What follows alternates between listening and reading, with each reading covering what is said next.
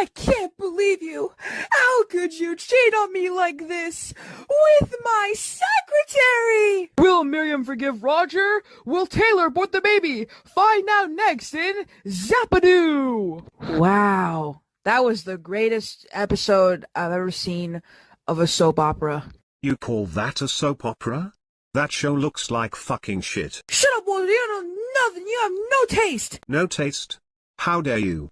I've watched every episode of General Hospital. Walter, there's no way you watched every episode of General Hospital. There's 62 seasons. That doesn't stop people who watch One Piece. The One Piece! The One Piece is real!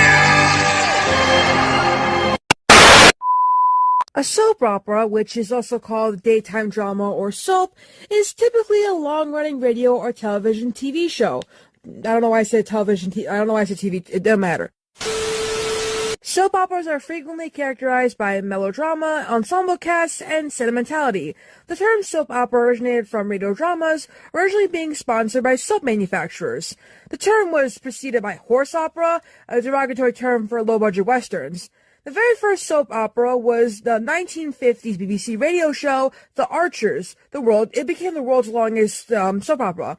The also longest running soap opera is Coronation Street, which was first broadcast on ITV in 1960. Since I'm half Turkish, I'm not surprised that Turkey is the second largest exporter of television soap operas.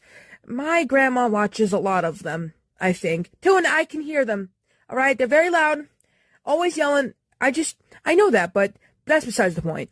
And over the years, there have been many parodies about soap operas, like the 1982 movie Tootsie, which I don't like Tootsie, but I didn't realize they were doing that. And of course, my favorite John Candy movie, Delirious.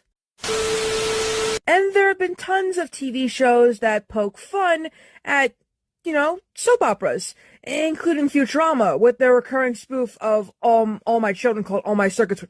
Hey, I didn't even know that. Even Adult Swim has made a parody about soap operas. They have an animated series called Tender Touches. It's a parody of soap operas, and I actually like that.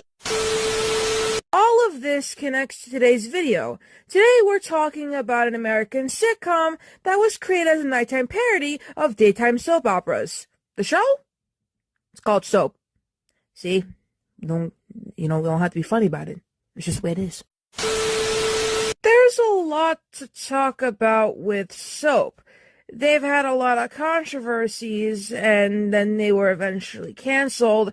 That's why I wanted to make a video about this show, so buckle up.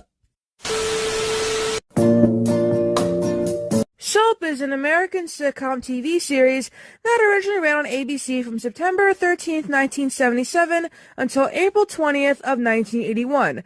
I already mentioned the show is a parody of soap operas, so whatever. The show is presented as a weekly half-hour primetime comedy, and similar to a soap opera, the show's story was presented in a serial format and featured melodramatic plotlines like alien abductions, demonic possession, extramarital affairs, Moida, kidnapping, diseases, a whole bunch of stuff. Even teacher-student relationships. Oh! Ew! Dude! What the fuck? In 2007, the show was listed as one of Time Magazine's 100 Best TV Shows of All Time, and in 2010, the Tates and the Campbells ranked at number 17 in the TV's guide list of TV top families, which Okay. The show was written, created, and produced by Susan Harris. Yes, the Susan Harris, aka the one who created the Golden Girls. But not only that, the show is also executive produced by Paul Junger-Witt and Tony Thomas. Each returning season was preceded by a 90-minute retrospective of the previous season. 2 of these retrospectives were made available on VHS in 1994, but they're not included in the DVD collections, which I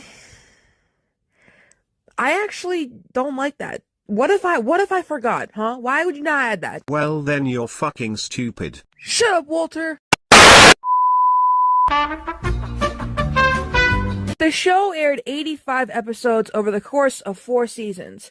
Of these, 8 episodes, including the final 4, aired as 1-hour episodes during the original run on ABC. These hour-long episodes were split later into 2, yielding 93 half-hour episodes for syndication. And like most sitcoms of the era, the show was videotaped rather than filmed. But this helped further its emulation of the daytime soap opera format, as most such productions were also videotaped. The show starred Katherine Helmond and Catherine Damon. Wait. Oh, I'm sorry. It has 2 different spellings. It's just pronounced the same. Anyways, it stars Catherine and Catherine as sisters and matriarchs of their own families. The cast also, I'm shocked about this. This is a fun fact. The cast of this show also included several former soap opera actors. Before I go into the plot, I forgot to mention that General Hospital isn't actually the second most longest running soap opera. It's actually the world's 3rd, and it also holds the Guinness Book of World Records as the longest running American soap opera in production, and the second in American history after the show I mentioned, Gilding Light. This is the story of 2 sisters. So, what exactly is the show about, besides being a parody of soap operas? Well, soap is set in the fictional town of Dunn's River, Connecticut. In the opening sequence of the first installment, the announcer says, "This is the story of 2 sisters, Jessica Tate and Mary Campbell. The Tates live in a wealthy neighborhood." The announcer calls it the neighborhood known as Rich. Jessica Tate, which is played by Catherine Helmond, and her husband Chester, played by Robert Mandan, are hardly models of fidelity, as their various love affairs result in several family mishaps, including the... Oh? I can't technically read this part. This right here, I cannot read that. Sorry, it's YouTube, it's not me. Even though everyone tells Jessica about Chester's continual affairs, she doesn't believe them until she sees his philandering with her own eyes. While out to lunch with Mary, Jessica spots Chester necking with his secretary, Claire, played by Catherine Reynolds. Heartbroken, Jessica sobs in her sister's arms. On later occasions, it becomes clear that Jess has always known on some level about Chester's affairs, but never allowed herself to process the information. The wealthy Tate family employs a sarcastic butler/cook named Benson, played by Robert Guillaume. Benson clearly despises Chester, but has a soft spot for their son Billy, played by Jimmy Bio. He also gets along with the Tates' daughter Corinne, that's how you pronounce it, played by Diana Canova, as well as their mother Jessica, but they don't speak to the other daughter named Eunice, played by Jennifer Salt, although that later changed. Benson became a popular character and in 1979 left the Tates' employ to work for Jessica's cousin, Governor Jean Gatling, on the Oh my god, no, you gotta be kidding me. Please don't do this to me. There's a spin-off. You guys know I have to do this. It's not, I'm not just gonna say, "Oh, Amy, you don't gotta make a video about fucking everything," but like, I have to.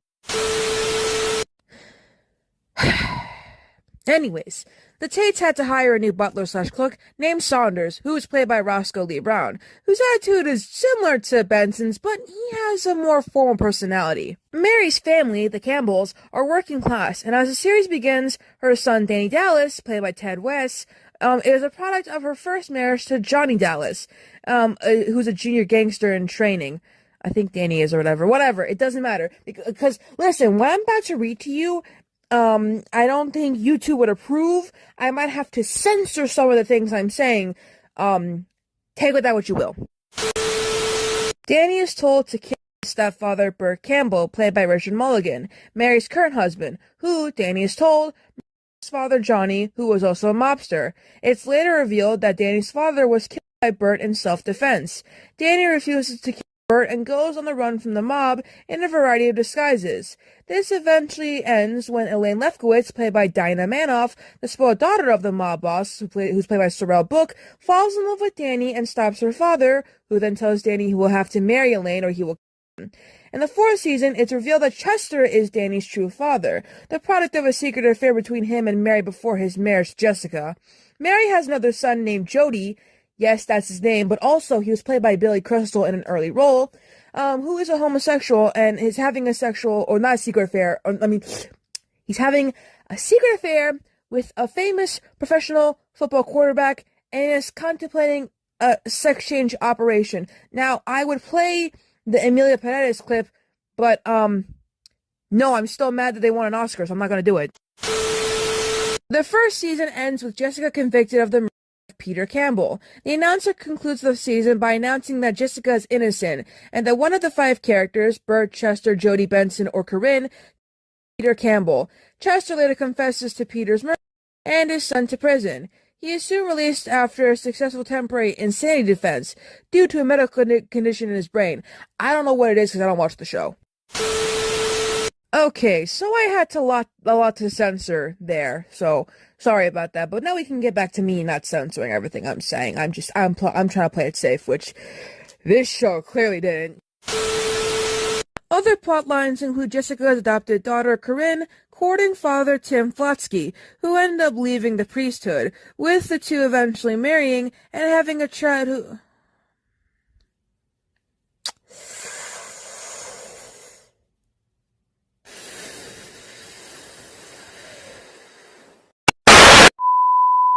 I apologize for sighing, but I just realized I am reading something so crazy to me. So we are gonna just, who am I kidding? Okay, let's keep reading. So Corinne and Father Tim Flotsky get married and have a child who's possessed by the devil. That's in the plotline. Chester being in prison for Pete's murder plotline, and he escapes with his prison mate Dutch, and then he gets afflicted with amnesia after a failed operation. Then we have Jessica's other daughter Eunice sleeping with a married congressman. Guess the apple doesn't fall far from the tree, am I right? And then she falls in love with Dutch. Okay, let's keep going. We also have Mary's stepson Chuck, a ventriloquist whose hostilities are expressed through his alter egos. We also have which is a quick-witted dummy named Bob. Great, take that what you will. Jessica's affairs are also a plot, including Donahue, who's a PI, a private investigator, who was hired to find the missing, presumed dead Chester. She also sleeps with her psychiatrist, which that is definitely against the law. Okay. Anyways, Billy takes confinement by a cult called the Sunnies, which is, I'm not even gonna get into that. And then he has an affair with his school teacher. Okay. Okay, keep together, Amy. Let's keep going. Okay, Danny and his romantic trials after Elaine's death with a black woman named Polly, played by Lynn Moody, a prostitute, and Chester's second wife, Bert's confinement to a mental institution. He gets abducted by aliens. No. We'll keep going. And he gets replaced with an oversexed alien lookalike on Earth and getting blackmailed by the mob after becoming sheriff of their small town. What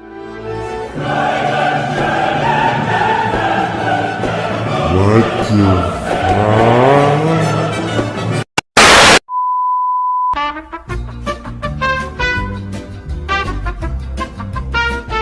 You know, admittedly, that's a lot to take in. I read all that, and I'm like, not gonna lie, I'd watch it. I don't watch much soap operas. The only one that comes to mind is EastEnders, but I quit a long time ago when they killed off a character I really loved. But that's neither here nor there. At the beginning of each episode, off-camera announcer Rod Ruddy gives a brief summary of the convoluted storyline and remarks. Confused? You won't be. After this week's episode of Soap. At the end of each episode, he asks a series of life or death questions in a deliberately deadpan style, like this. Will Jessica discover Chester's affair? Will Benson discover Chester's affair? Will Benson care? And concludes each episode with the trademark line, these questions and many others will be answered in the next episode of Soap. Huh. Casey Kasem was the original narrator. I wonder why he quit. Jessica Tate and Mary Campbell. Now, if this show didn't have any controversies, then you could say it's the best show ever. But with a show like this, of course there's going to be controversies. Everyone was so bitchy and pissy about everything back then. And spoiler alert, they still are! In early 1977 of March, ABC screened the first 2 episodes of Soap for the executives of its 195 affiliate stations, many of whom were instantly appalled by the show's emphasis on the bow chicka wow wow and cheating on my wife, that kind of stuff. ABC was privately told by 2 of the affiliates, neither in a major market, that the show was raunchy and its subject matter unfit for television. Now, my theory. Clearly those people were having affairs with their... Well, let's just say it how it is. These executives, they have busy lives, busy jobs, and I'm just saying, I think they were doing the same thing. In June of 1977, a Newsweek preview of the fall season written by Harry F. Waters panned the show while characterizing some of its basic plot elements incorrectly and offering exaggerated reports of its sexual content. Despite having not seen the pilot, Waters called the show a sex farce and claimed erroneously that the show included a scene of a Catholic priest being seduced in a confessional.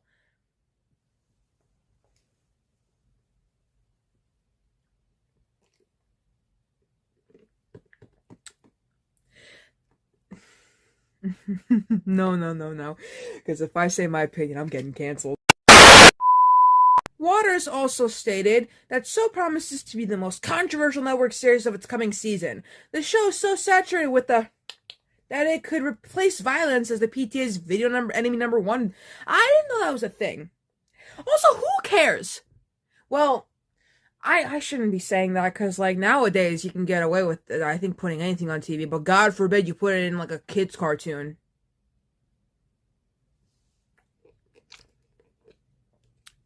I'm looking at you, Disney.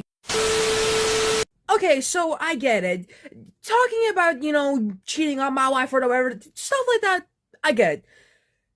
But I gotta say, the church getting mad is funny to me. And let me explain to you why. I don't want to fully express my opinion without getting in trouble or getting canceled for it, but I'll just say, God bless South Park for existing, because, who else is gonna call it out? Anyways, within days of the Newsweek report that dude made, a number of local and national religious organizations began to quickly mobilize against Soap, despite the fact that they had also not seen the pilot.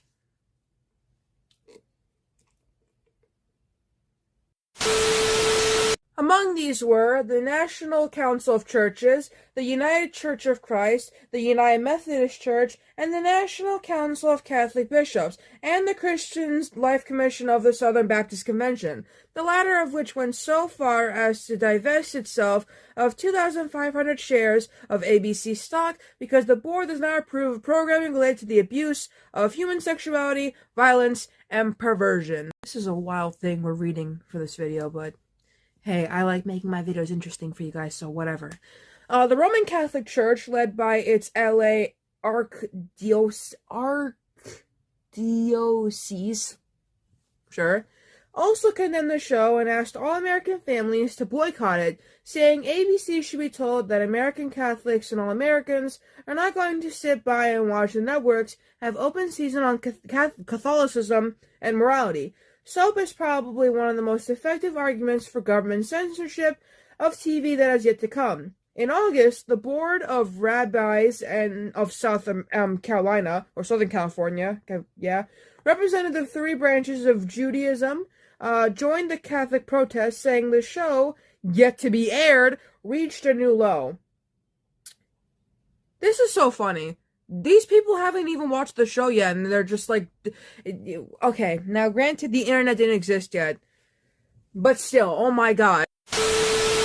Dr. Everett Parker of the United Church of Christ called Soap a low-life, sacrilegious, or salacious program, and complained the show would be airing when children would be able to watch it.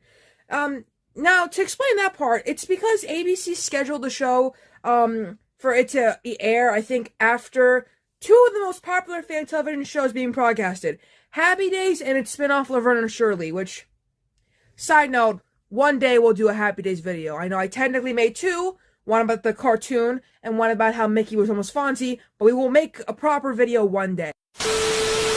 The religious bodies organized a letter writing campaign designed to pressure the show's sponsors not to advertise on the network. Although some of the groups asked their members to watch the show first, like a normal person would, and then inform ABC about their feelings of the show, others began to work hard to get ABC to cancel the show before it even premiered. Mind you, this show has had 4 seasons, so they clearly failed, but eventually they will get canceled, but that's besides.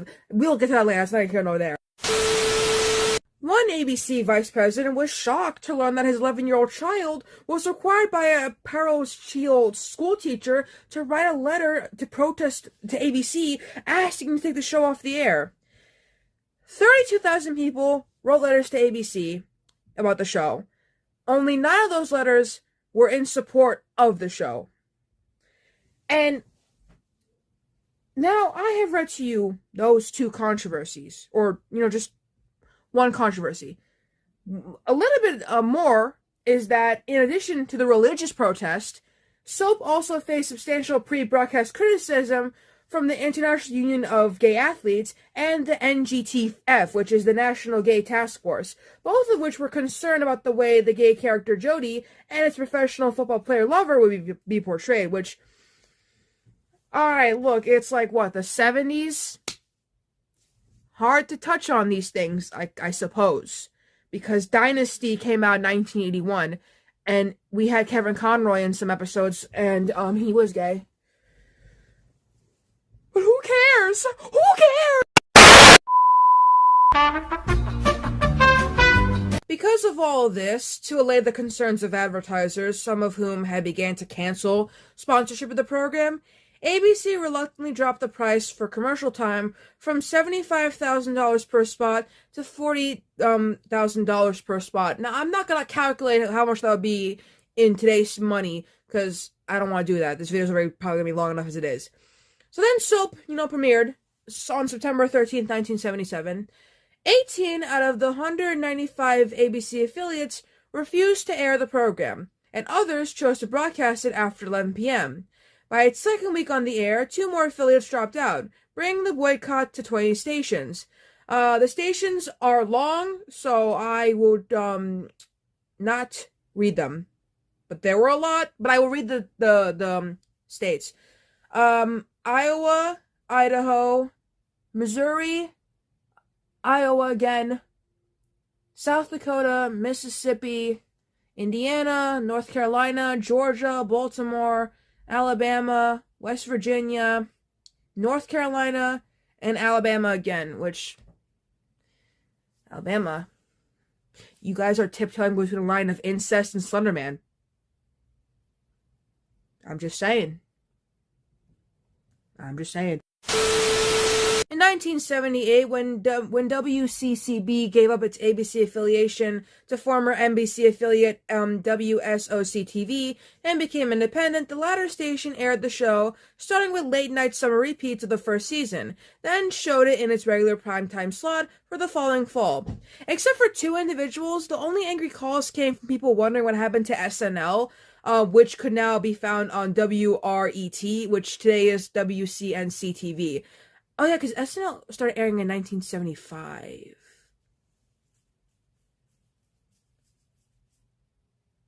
I haven't made a video about SNL yet, have I? Jessica lives in a neighborhood known as Rich. Aside from the external protests, Soap was also subjected to heavy internal revisions from ABC's Broadcast Standards and Practices Department, which monitors the content of programs.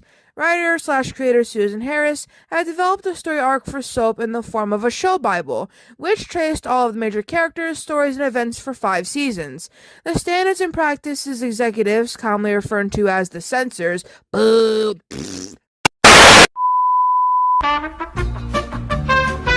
They reviewed this extensive Bible as well as the script for the two-part pilot and issued a long memo to Harris voicing their concerns about various storylines and characters. In addition to the sexual material that was widely reported in the press, the censors also took issue with the show's religious, political, and ethnic content. The soap memo was leaked to the press before the show premiered and was printed in its entirety to the LA Times on June 27, 1977.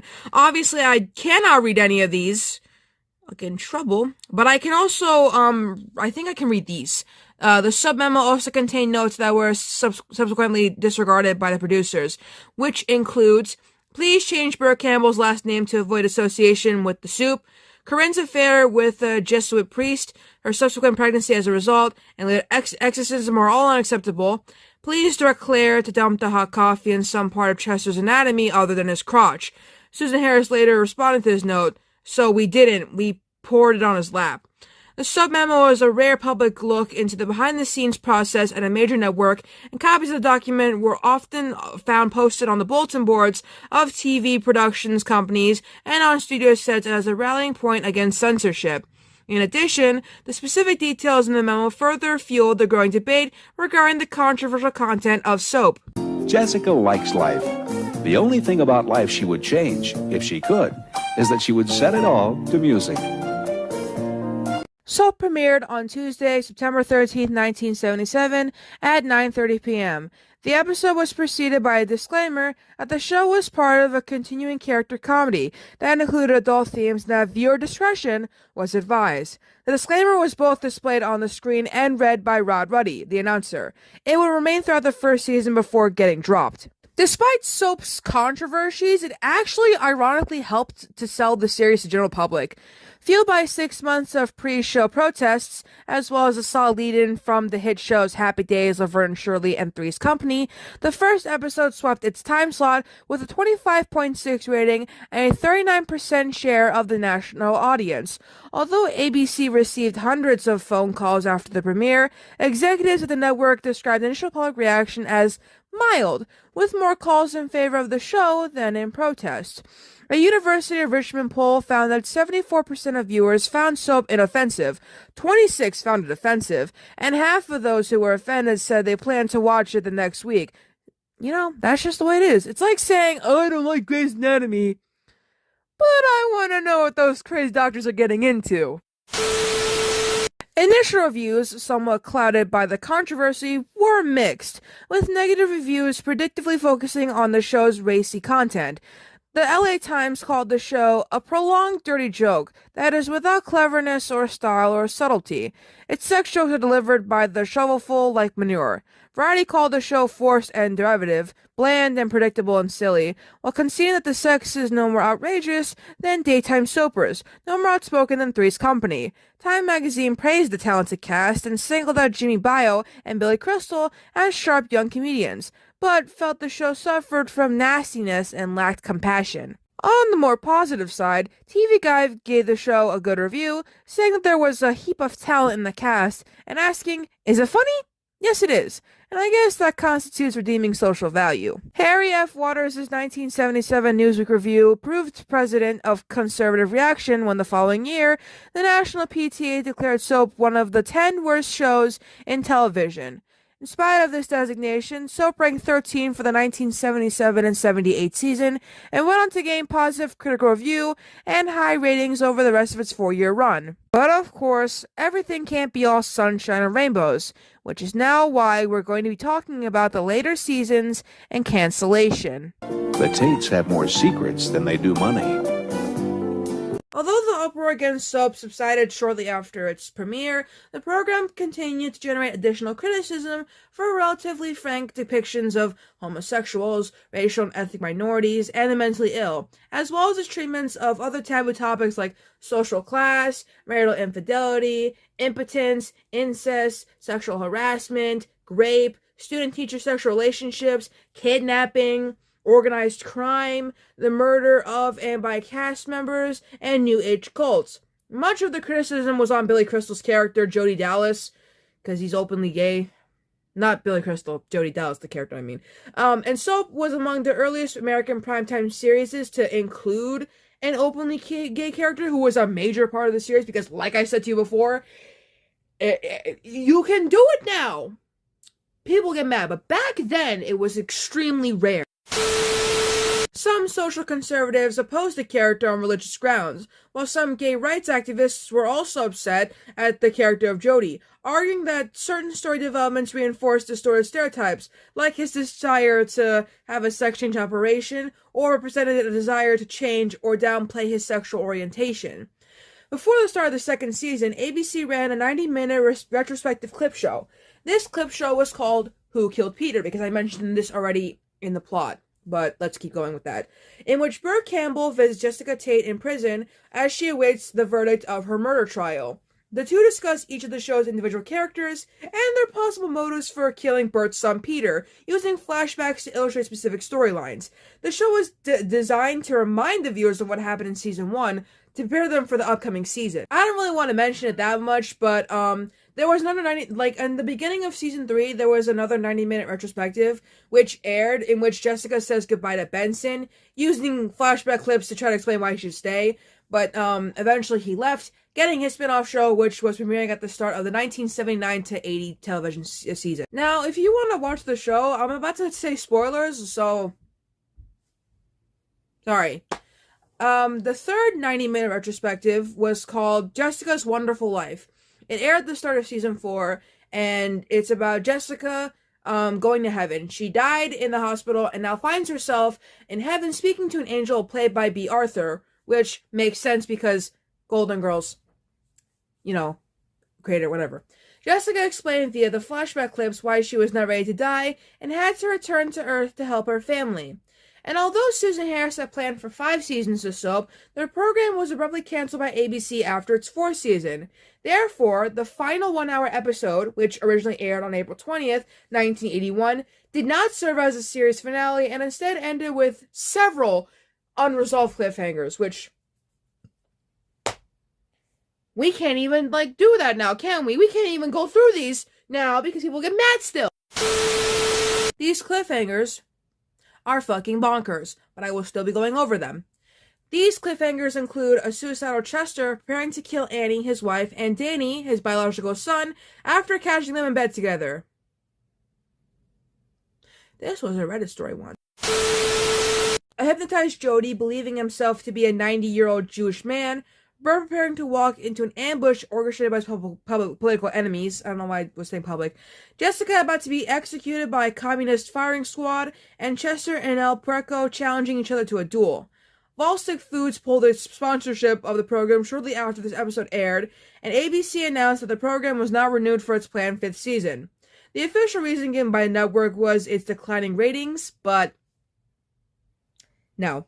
According to the Museum of Broadcast Communications, soap ended under the suspicion that resistance from ad agencies may have caused ABC to cancel it at that point, because of its still controversial content was negatively affecting its relationship with sponsors.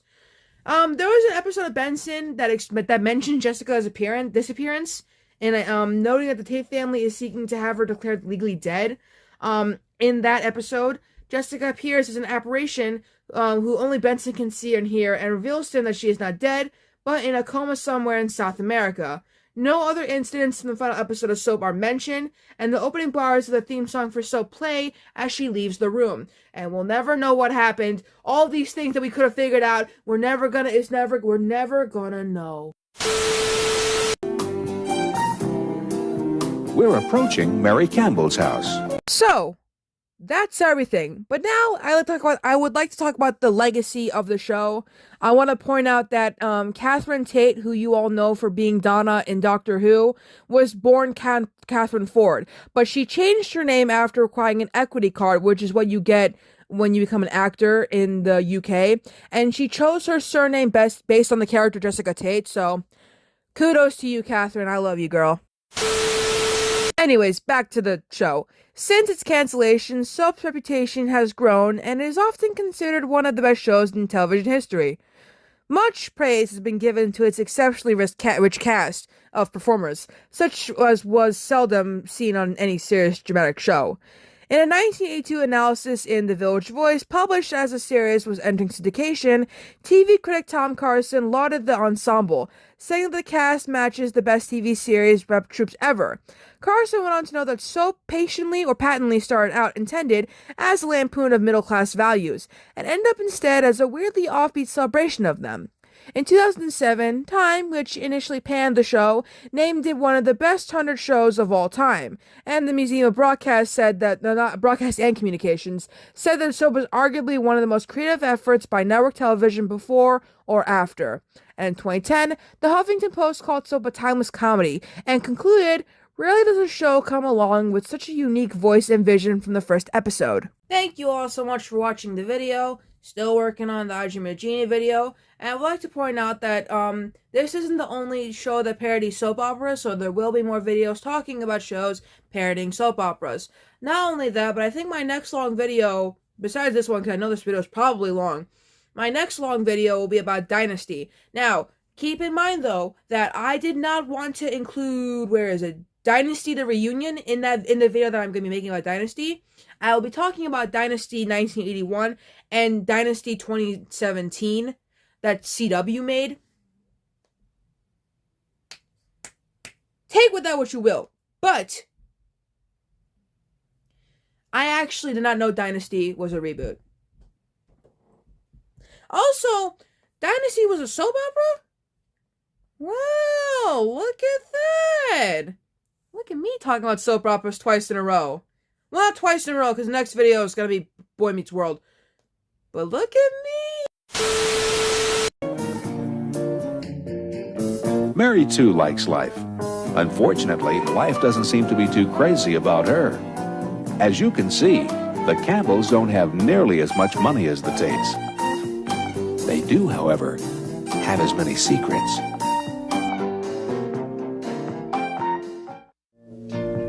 This is the story of two sisters, Jessica Tate and Mary Campbell.